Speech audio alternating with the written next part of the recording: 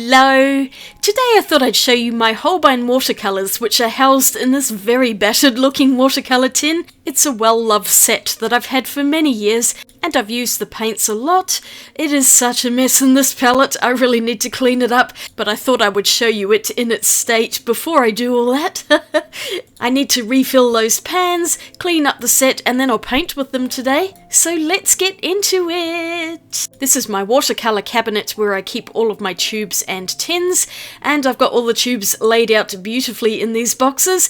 This is the Holbein collection, so I could just pull this whole box out and put it on my desk. My Holbein collection started with this one tiny tube of indigo that I bought on a clearance sale, and it was $4 back in the day, probably a lot more now, and presently I have built up to 20 different colours, all of which I bought at different times, so I have a motley collection of old tubes and new tube designs. These are all 15mm except for that one indigo tube that's a 5mm. When I run out of it eventually, I will buy a 15mm replacement for it. These are professional watercolours. They have the pigment names and numbers on the tubes, also some light-fast information in those stars and the series that they come in. This is one of my most personally curated palettes that I built up from one colour basically, and this particular tin fits a maximum of 20 half pans. That raw sienna has cracked a lot, but all of the other colours are holding up pretty well. They're just looking very messy, as is the rest of the palette, but here's a quick preview of the colours. I have a few in there that are not really standard colours that I would have in a watercolour set, which is why I often reach for this one because there are some unusual colours. I pulled out that insert so I can just clean the entire tin, and doesn't that look better already? I don't often clean them, but sometimes I get enough of it and I just have to take all that palette mud off. The tin's a little stained, but it's nothing I can't live with. And the next thing I want to do is top up all of the paints with some fresh tube colour on top. So I'll just do that really quickly, using a metal pokey tool to push the paint in around the edges and into any gaps where it has shrunk away from the sides of the pans. This is such a messy task. I wasn't about to pull the half pans out of the tin though, because the paint has spilled over with time and they're pretty much glued in there anyway. I also tried to decontaminate the paints as well by lifting out the colour with the paintbrush, and they're already starting to look a lot fresher. I will swatch the colours out again shortly so that you can see all of the colours in detail. I decided to keep the insert in because it really holds the pans in nice and snugly, but if I took that out and glued the half pans in, I could probably get maybe another couple of pans in there, but I think 20 is a good number. And I've been using the set like this for a long time now without any issues. I don't feel like I need any other colours, but their entire range is 108 colours, so there are lots to choose from. I picked mine from one of those dot cards that a lot of companies do, and if I can find another one, at some point I'd like to do another swatch of all of them for you. But here are all of my beautiful paints freshly poured. I left them to dry overnight, and these don't have honey in them, so they will dry pretty quickly. The raw sienna is already cracking, as you can see. That is definitely the driest of all the colours I have. I rolled up a big swatch chart in my sketchbook, and I thought I would just paint them out while they're nice and fresh so we can see the colours. And I've written down all of the information on here so you can read that as we go through. 2 stars means medium light fast, and 3 stars is highly light fast from what I gather. The first 2 colours are shell pink and brilliant pink. Now maybe I could just have one of these, but they are still quite different from each other. The shell pink is a peachier colour than the brilliant pink. These 2 colours have white mixed in them, so they are relatively opaque. But this next one, Permanent Alizarin Crimson, is a really transparent one. I love this colour so much. It is a gorgeous red, and it is a permanent version, so presumably more light fast than original Alizarin Crimson, which is PR83. Holbein's version is a mix of violet and brown, which is quite unusual. Pyrrole Red is another stunning colour in their collection. PR254 is a really strong red colour, and one of my favourites. Fire Engine Red, I like to call it. I'd bought Brilliant Orange because I had Brilliant Pink as well. It is a very red-leaning orange, this one. It looks vermilion on the computer screen here. I also chose a couple of yellows. Imidazzolone yellow is what I would consider probably a mid-yellow, and then the lemon yellow is a little bit lighter. But what I didn't realise when I first bought the lemon yellow is it has white mixed in it, which is really unusual, and I don't actually like it that much. It's a bit too pastel-y, and it's semi-opaque, whereas I prefer a lemon yellow to be fully transparent. Oh well, I'm stuck with it now. Speaking of stuck with, the greenish yellow is not one I actually chose. I had meant to pick up the olive green, and for some reason I must have just picked up a greenish yellow by mistake, and I didn't realise until I'd opened the tube and poured some paint out, so I couldn't take it back, and that's another one I'm stuck with. But actually I really like it, and it is a colour that has grown on me. By stark contrast, this bamboo green is a very vibrant phthalo green yellow shade, and I just love that colour. Immediately I had to have it. I also have shadow green here because I absolutely love a dark green. I'm pretty sure this is Perylene green. And any other greens that I want are just going to have to be mixed with the yellows, blues and greens. Onwards to the blues, I've got marine blue next, which is phthalo turquoise. It's a gorgeous translucent colour, and I always love this one in a palette. Translucent, transparent, I always interchange those two words. Next up is peacock blue, which is a phthalo blue, but it also has phthalo green in it. And when I was buying these, I didn't really know that much about pigments. I was just going off colours that attracted me when I swatched out the dot sheet. Next up is royal blue. This is much darker, and I think it's an Indian throne. It's a gorgeous colour, and I love it a lot. But no ultramarine in this set, which is usually a pretty standard colour. I have different blues instead. I decided to put the permanent violet here rather than the indigo next, and that's because the indigo is darker.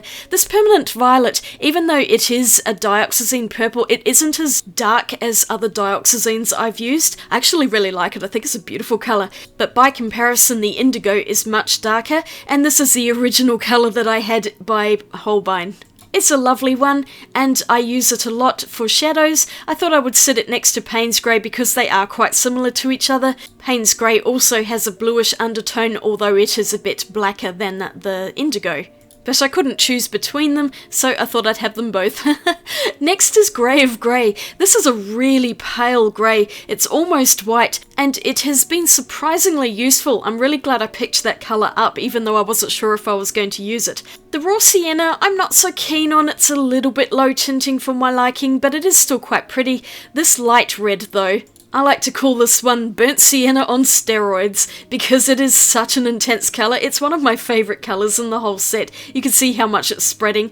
Burnt umber by comparison is a more natural colour and not quite as vibrant, but it is a pretty brown, and I like this in my set as well. I'd be curious to know what you think of my colour choices here, but here they all are once they're dry. Some of them have a little bit of granulation, but most of the colours are quite smooth. I think the most granulating ones are the indigo and the shadow green. But overall, I really love my set of Holbeins. They're beautifully translucent and luminous colours. There's a lot of pigmentation in them, and they're just really nice to use. These are definitely in my top 5 all-time favourite watercolours to use. So I'll show you some examples of paintings I've done with them, because swatches don't really tell much of a story. First up are a couple of paintings I did recently in my sketchbooks. This page spread with a whole lot of bamboo green. This is a Talon's art creation sketchbook, and the paints show up so well on this paper. Even though it isn't actually watercolour paper, it still holds the colours really well. And this other one is a Handbook Journal Company sketchbook. I call this Becky's Skinny Sketchbook, and I only just started it for casual sketching. This is not Holbein Watercolour, but this page spread is. And you can see the colours look nice and vibrant in here as well, although the paper is completely different. But now it's time to use some of the paints today, and I'm going to be sketching in my Hahnemuhle 100% cotton sketchbook, which has been driving me insane ever since I bought the thing. I am not a fan of this paper, but I am really trying hard to use it. My first sketch is a lunar moth, and I mixed up some of the bamboo green in with that grey of grey, so it does kind of mute it down a little bit, and it's almost like using a white, but it's just a bit more of an interesting colour for me than pure white. I hate this paper so much with watercolours. It makes the colours really dull and flat for some reason. I don't know what it is about this paper. It also doesn't work like a cotton paper should, and it tends to dry with a lot of streaks, As you can probably see here, at this point in the painting, I was thinking I was just going to have to redo the whole video and start on some different paper because I just couldn't get what I wanted out of it, but I persevered, and once I'd added another layer of paint on, it did start to look a lot better. I also went over everything with a white paint pen just to get some detail in, and it started to improve at this point, but it's annoying how this paper is so expensive, but I don't like how watercolours work on it. And the Talon's Created paper, which is not really designed for watercolours, just holds them so nicely and everything is beautifully vibrant. But once I added a thick layer of that Payne's Grey on there, it finally looks a bit better. I had managed to smudge paint all over this page, and I decided I was going to keep going even though I was pretty grouchy at this point. So I sketched in a bunch of other butterflies. These are pretty much made up, and I decided I was just going to put random colours on them rather than trying to make them look like realistic butterflies. I could not get the wings right on that one, and I just sketched a few flowers, then started dropping paint onto water. Wet on wet techniques only seem to work for small areas on this paper. Larger areas tend to dry really unevenly and leave lots of cauliflowering on the paper, which is not ideal for me. But yucky paper aside, the actual paints by Holbein are really lovely, and they're a real pleasure to work with, aside from on this paper where nothing works properly. I used to have the few Holbein paints that I first owned mixed in with other brands of paint, and then I ended up collecting enough to make an entire tin of them on their own. You can see how that greenish yellow colour is mixing in nicely with the bamboo green and the shadow green as well. They're quite a good trio, those greens, although the bamboo green is a little bit unrealistic. But I just love how bright it is, it makes me happy, and that's the most important thing.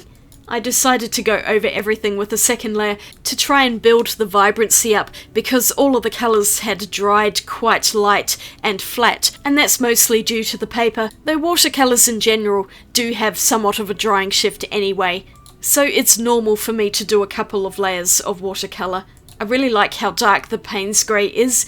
It's such a lovely deep black, but it has that bluish undertone which just makes it richer than, say, an ivory black.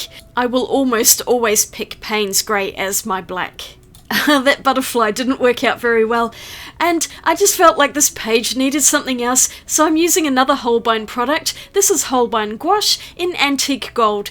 It's out of the Summer Edda set, I think, and I love this one. It is so beautifully bright and metallic.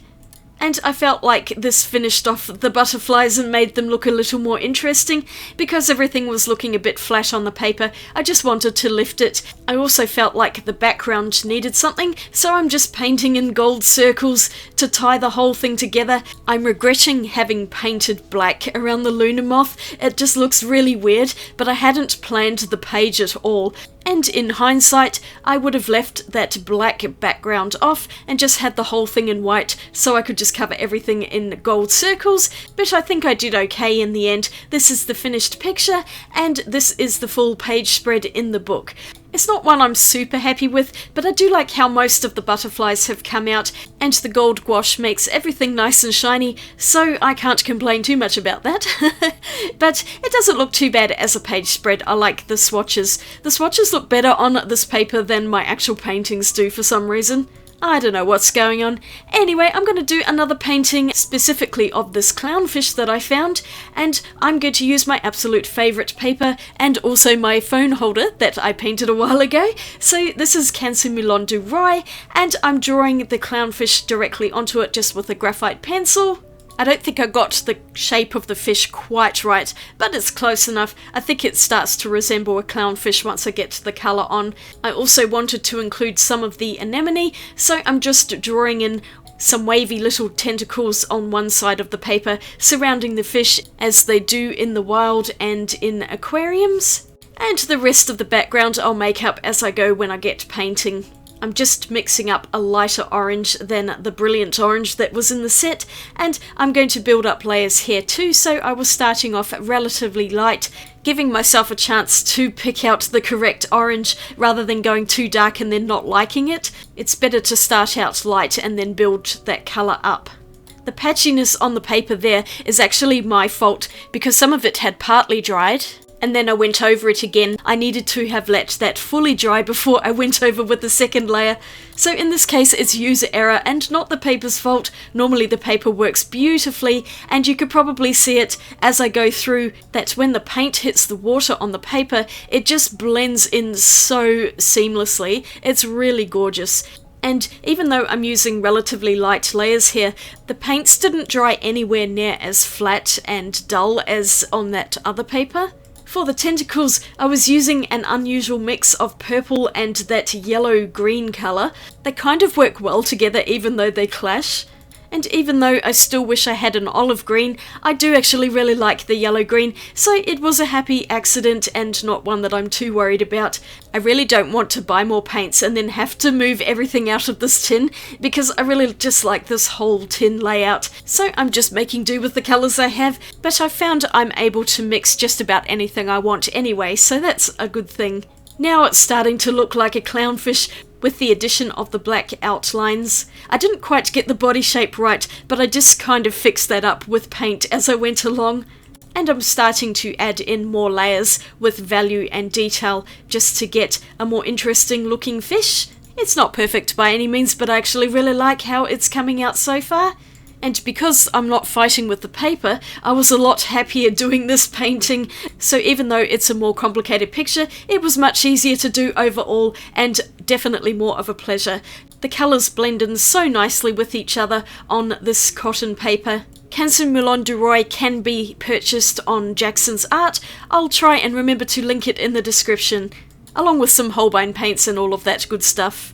For the background, I just went kind of abstract, so I'm adding in some of the purple and green, and then the rest of it is that beautiful indigo blue and some of the lighter marine blue as well.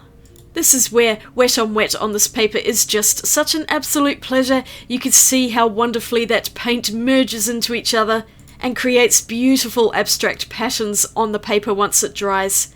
It's also so much more vibrant and doesn't dry horribly flat like the Hahnemuller paper does. If Moulin du Roy paper came in a sketchbook, I would never look at any other sketchbook ever again, I don't think.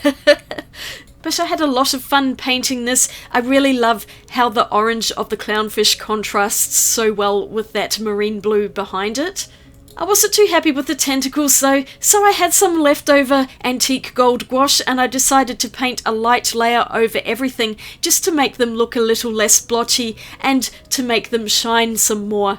Because I just love adding metallics into my paintings, especially lately for some reason. It just kind of lifts the painting a little bit or something, I don't know. Let me know if you like to use metallics in your paintings. I used the grey of grey on the white stripes of the clownfish to make them look more natural, so it's a really useful shade of grey, that one. And I'm just dotting some more gold around to tie it all together, and here's the finished painting. I'm really happy with how this one turned out. I pretty much only did one layer on the background, but it still came out quite vibrant, and I wanted to leave it without messing with it too much, but then I added more layers on the clownfish itself, and then that gold layer over the anemone parts.